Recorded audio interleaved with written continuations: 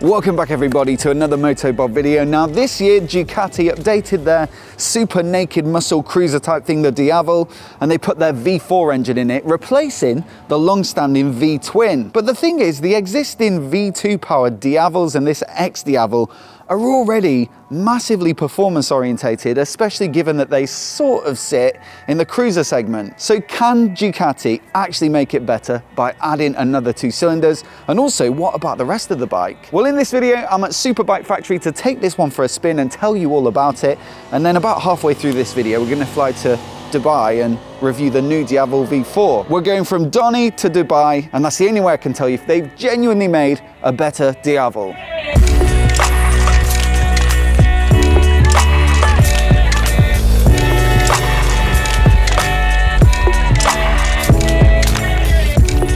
But before we get started, I just want to say a quick thanks to Superbike Factory for sponsoring the channel and this video. They've got a huge selection of bikes which you can see through the link down in the description, and they offer nationwide delivery, some of them for free. Plus they've got a 14-day money-back guarantee, so if you're not happy with the bike, you can just send it back. So I'd thoroughly recommend checking out the bikes like the one you see in this video, and once again, a massive thanks to Superbike Factory for their support. Now I've got to admit, this is my first ever time riding a DIAVEL. It's a bike that I've been desperate to try just because of that complete juxtaposition of riding position versus how ridiculously sporty and specced out the rest of the bike is. I mean, particularly on this XDiavel, you've got some features that are classic cruiser. You've got big, chunky, wide and high bars, a huge fuel tank that sort of flares out, relatively far forward foot pegs on this bike as well. It's super long, and then also you've got a fairly low seat height with a nice big wide tractor style cushy saddle. But out on the road, it couldn't be any different to what the riding position suggests. Firstly, the engine. I mean, you've got the 1260 V-twin in this bike, and it really does like to rev, far more revvy than what you'll find in other V-twin cruisers. And the result is you get 157 horsepower peak, which is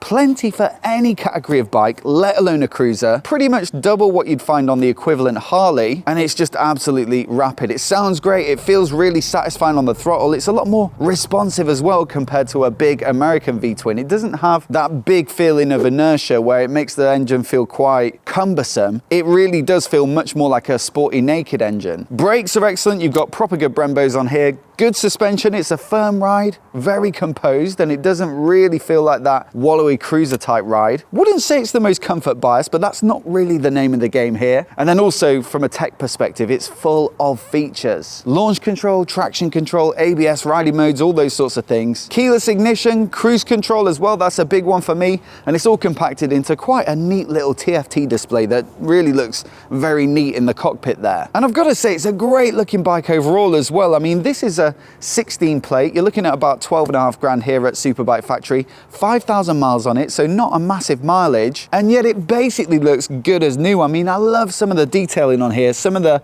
machining on these side plates of the frame. Same for these engine cases, and then the wheels. Look at this, absolutely spectacular, single-sided swing on there, and then this rear tire, which gives it so much presence. How wide is it again? 240mm wide, so wider than the tires on a lot of cars. Genuinely, I really enjoyed riding this bike today. It didn't disappoint me at all, and I did have pretty high expectations. The most similar thing I suppose I've ridden recently is the Rocket 3 from Triumph, but that's such a big bike at like 300 kilograms. This is much more like a regular naked bike or something like that, down at about 220. And so the result is something that feels so much more lively on the throttle, but also brilliant through the corners. And it really does set the benchmark for performance and sportiness in a cruiser package, until perhaps now when we've got the DIAVEL V4, which I'll probably just go to Dubai to ride now, and we'll see how much better it is. Cheers! So welcome to the United Arab Emirates. We've been riding the DIAVEL V4 up and down this beautiful mountain road out in the desert, about an hour from Abu Dhabi all morning. And honestly, this bike is absolutely incredible. Clearly, it's quite a step up from the previous gen, but I will say I think there are still a few reasons why you might want to consider the V-twin. So I'll give you 3 reasons to buy the 1260, and then 3 to buy the V4. Number 1 is the sort of character and torquiness of that V-twin engine. Clearly this bike has taken a big step up in terms of power and the way it delivers it. But if you consider this bike to be of the cruiser sort of muscle bike genre, then perhaps the V-twin vibe and feel and its torquey mid-range nature suits that style of riding and the image of the bike a little bit better. This feels much more like a Super Naked, or you know, similar to the Street Fighter. It wants to rev up, it really wants to go, it's super lively. And so if you're someone who likes to ride in a very aggressive sporty manner, then this is probably going to deliver the thrills. But if you're looking for a, like I say, cruiser style bike that can do the more easygoing, relaxed stuff and then also liven up when you want it to, then perhaps the DIAVEL 1260s do that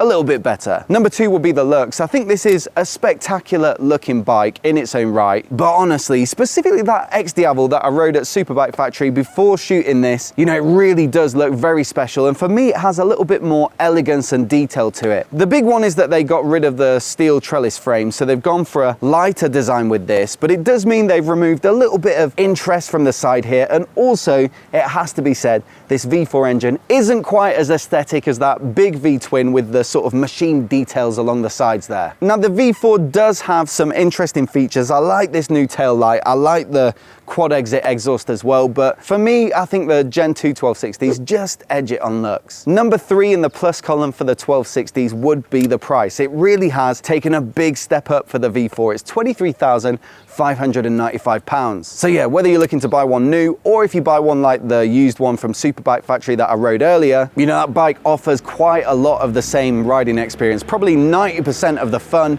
and yet it doesn't cost anywhere near as much. So it probably offers quite a bit better value for money, although I wouldn't say that's probably like Ducati's biggest concern. It's not really what they're going for with this bike. Now, number 1 in the plus column for the V4 has to be the way it delivers that top end power. On the spec sheet, you can see there's a, you know, reasonable bump in top end power, but I think when you get it out on the road, just the way that the V4 feels is a lot more ferocious and exciting, and it's happier to rev up, and so for me it feels a lot more sporty. Like I say, if you want to ride in that sporty manner, this is the one to go for. And also that V4 soundtrack, which gives you a bit of that Panigale feel, just with a ridiculously comfortable riding position.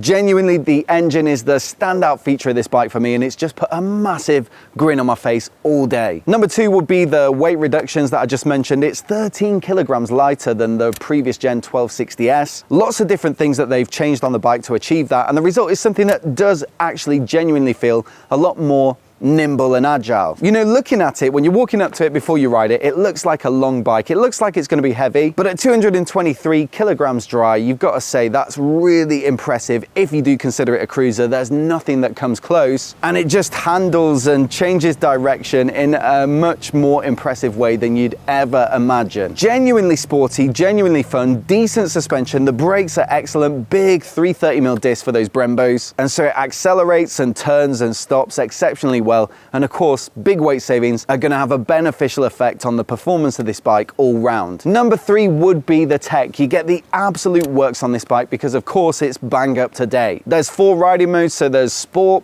touring, urban and rain, and within that you've got lean sensitive traction control, ABS, wheelie control, power modes, there's launch control, there's cruise control, there's Bluetooth connectivity so you can control your phone and play and pause music and handle calls, and you can get turn-by-turn nav on the screen, and also the screen itself is quite a bit bigger, so it's really nice and visible. I like the big shift lights at the top of the dash there, and then the up and down quick shifter is excellent on this bike, and you've got LED lighting all round, keyless, you know, it's got the works. Now granted, tech isn't for everyone, so some people will be absolutely, completely unbothered by the advancements that you find on this bike. But if you do like your gadgets and gizmos and you want all the latest stuff, then of course the newer bike is going to offer all that. As always, I'd love to know which bike you choose down in the comments below, so do let me know and why you'd pick that bike. A massive thanks to Superbike Factory again for sponsoring this video. There's links down in the description where you can find their full stock of Diavels along with loads of other bikes from all the major manufacturers. And if you're new here and you want to see more videos like this, then please do hit subscribe, and I'll catch you in the next one.